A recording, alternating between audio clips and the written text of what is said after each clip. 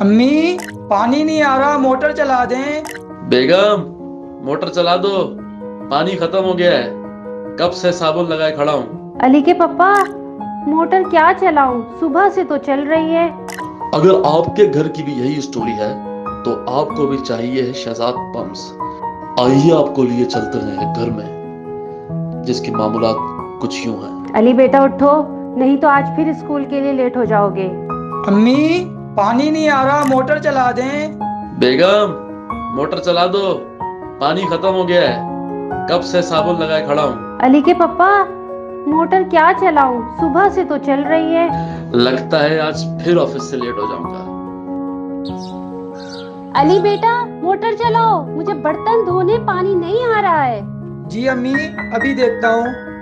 अम्मी, मोटर चल तो रही है। तो फिर ये पानी क्यों नहीं आ रहा।